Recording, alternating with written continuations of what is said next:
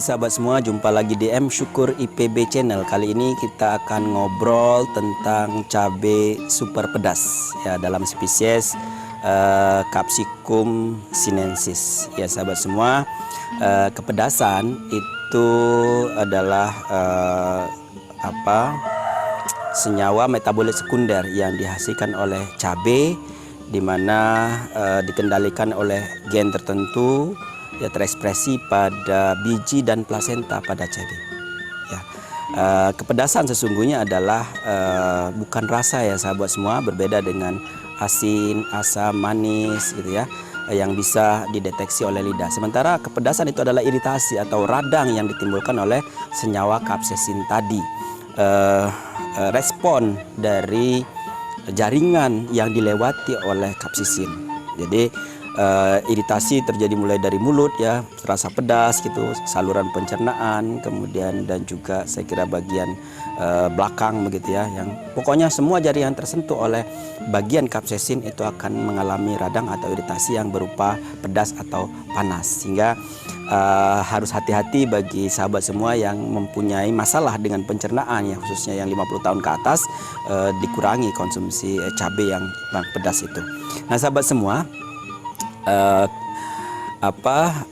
pengukuran kepedasan itu pertama kali dilakukan oleh ilmuwan atau apoteker dari Amerika Serikat yang bernama Wilbur Lincoln Scoville, sehingga nama yang bersangkutan diabadikan dalam satuan kepedasan, yaitu Scoville Heat Unit atau SHU. Ya, metode yang digunakan oleh Scoville itu adalah organoleptik ya sahabat semua.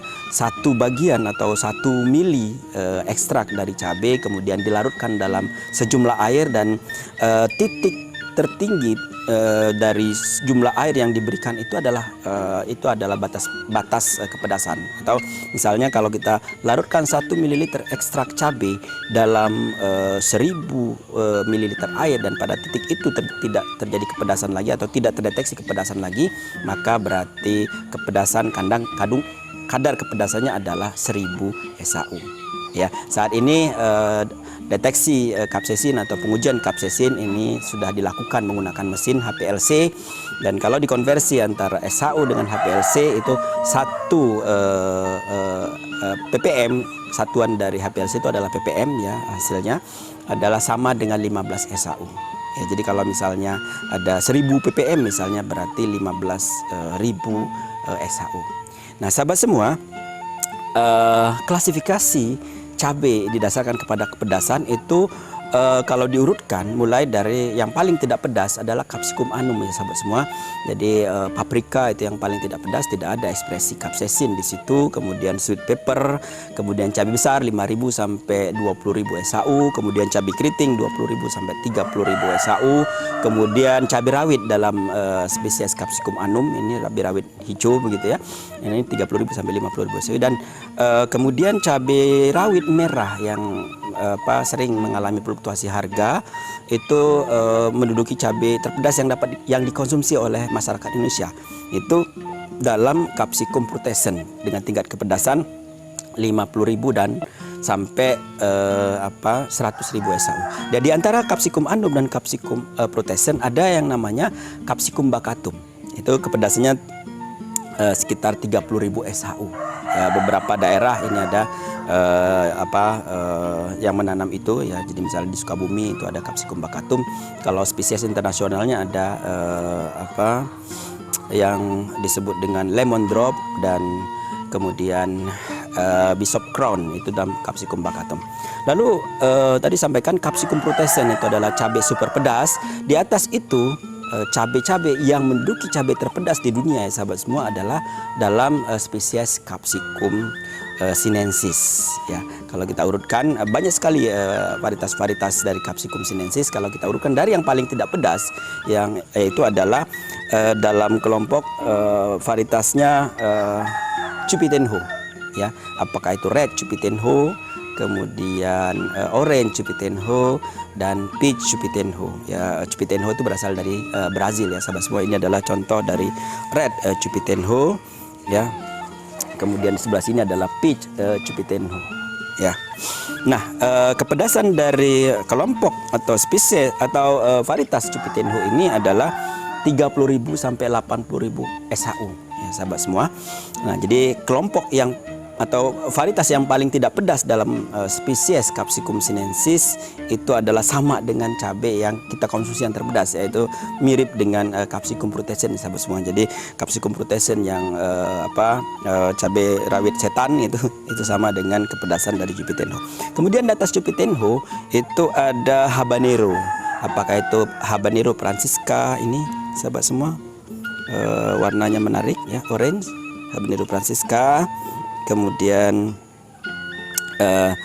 nah, dalam kelompok habanero ini ada habanero yang agak pedas ini 350.000 kemungkinan sampai 500.000, dan ada habanero varietas lokal yang ditanam atau yang banyak ditanam oleh petani Sulawesi Selatan, yang pemerintah daerah kemudian mendaftarkan dengan nama Katokon. Ini tingkat kepedasannya 100.000 sampai 350.000 SHU. Nah, kemudian di atas semua itu ada But Jolokia ya sahabat semua. Ini adalah But Jolokia berkerut, tingkat kepedasannya sampai 1 juta SHU ya sahabat semua. Ini pernah menduduki sebagai cabai terpedas di dunia tahun 2007 dengan 1 juta SHU. Ini But Jolokia itu berasal dari India ya. Kemudian saat ini sahabat semua yang paling pedas di dunia itu adalah Carolina Reaper dengan sampai 2,2 juta SHU. Ya, sayang kita sedang tidak tanam itu. Yang koleksi kita itu ada tadi saya sampaikan ada Cupitenho, ada habanero, kemudian Katokon dan But Jolokia, dan semua varietas sinensis sebetulnya bisa ditanam di dataran rendah. Kalau misalnya kita tanam di greenhouse itu bisa ditanam semua. Kalau ditanam di luar greenhouse di pekarangan atau di beranda maka sebaiknya ditanam dalam pot. Kalau ditanam dalam tanah kelompok-kelompok sinensis ini daya adaptasinya terhadap penyakit ular tanah terutama cendawan dan bakteri itu rendah sehingga menyebabkan kematian begitu. Nah, kalau ditanam dataran tinggi saya kira aman, apakah itu di pot, di greenhouse maupun ditanam di open field ya di luar itu aman ya dataran tinggi. Nah, jadi sahabat semua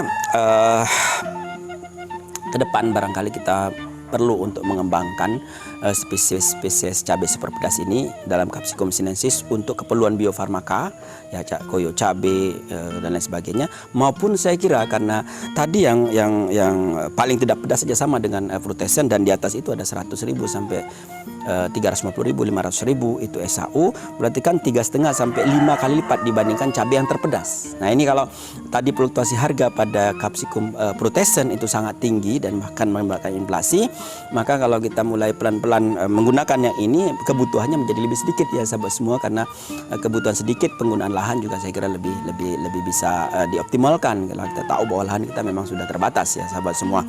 Jadi bisa untuk cabai segar ya. Jadi kalau biasanya menggunakan cabai frutescens, cabai pedas itu 5 misalnya, ini bisa menggunakan 1 saja gitu ya. Berarti sangat efisien. Atau bisa kita menggunakan kita buat cabai olahan, saus, kemudian cabai kering, kemudian cabai bubuk ya, yang saya kira masyarakat kita itu juga sudah mulai mengkonsumsi itu, dan kita tahu bahwa cabai bubuk itu kita masih impor ya 100% ya sahabat semua. Ya, kalau misalnya menggunakan ini kebutuhannya menjadi lebih sedikit ya. Nah, pengembangan itu tentu harus dilakukan melalui perakitan varietas ya sahabat semua, sehingga kalau ada tersedia varietasnya petani bisa menanam, permintaan konsumen tinggi terutama adalah industri, maka semua akan berjalan dengan baik. Sekali lagi itu diawali dengan pengembangan proses pemulihan untuk menghasilkan varietas ya. Varietas baru yang dari Capsicum sinensis itu di Indonesia belum ada tadi Katokon yang sudah terdaftar di VPT-PP, yang mudah-mudahan segera dilepas varietasnya oleh pemerintah daerah. Dan saya kira Katokon bisa dijadikan dasar, bisa dijadikan salah satu tetua yang digunakan untuk perakitan varietas. Bisa Katokon persilangan dengan But Jolokia, Katokon disilangan Carolina Reaper, sehingga nanti kita bisa menghasilkan, kita bisa mendapatkan varietas baru dari spesies Capsicum sinensis. Demikian sahabat semua pertemuan kita pada atau ngobrol kita pada kali ini. ya tetap semangat dan semangat pagi.